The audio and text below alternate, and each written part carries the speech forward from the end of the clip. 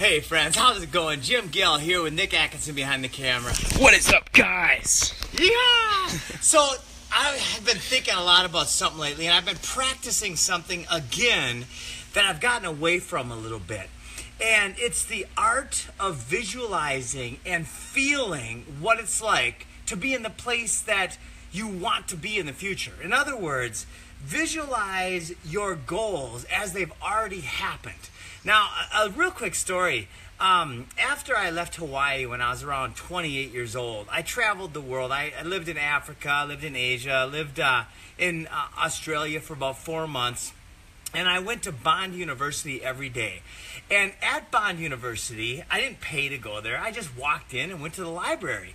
And I walked up and I found Dennis Waitley tapes and Zig Ziglar tapes and Jim Rohn tapes. And I listened almost every day to these tapes about how to change your life and how to manifest huge things. At the time, I had a teaching degree and bartending experience. So I didn't have much in the way of million-dollar history behind me or backing my belief that I was going to do really well in business, right? So I got home and I had goals. My goal, it's kind of crazy, but my goal was to have $3 million over the next 3 years. And it's funny because I had 2 roommates who just graduated with engineering degrees. And one Friday night we were about to go out, we're drinking beers, and we're about to go out in the town. And I'm telling them about my goals. And Rob and Pete, who I'm going to copy Rob on this email, or on this video because he remembers it, they argued with me.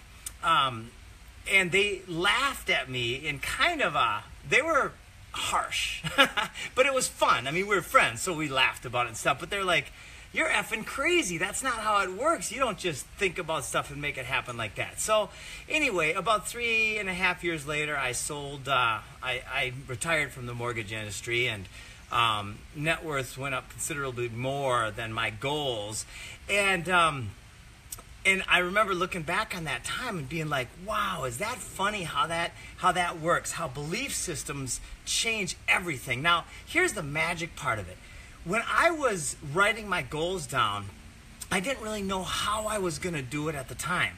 I started saying that I was going to do it as a public speaker because I wanted to get these ideas taught in every school in the country. So I started that way, but then I met Jason, a friend of mine, at a bar, and he said, why don't you come work for me in the mortgage industry? So a complete pivot, a 180 from, okay, I'm going to be a speaker at schools, this, and I put all of that learning and all of my energy into creating an amazing mortgage company. So that's what worked. Now, here's the interesting part, is it's easy to get off track and to all of a sudden go from abundance and creativity to protectionism and to fear. So once we get a certain level of success, all of a sudden you got X amount of money and somebody might threaten to take it away or to do something. And we might all of a sudden change our thinking and start going, okay, I'm going to protect what I got, right? That is the beginning of the end. Now, yes, it's super smart to protect what you got, but to focus on the fear-based thought of I'm going to lose this abundance, what I have, that is the killer, right? So be smart, diversify, do all those smart things, but don't feel like you're losing.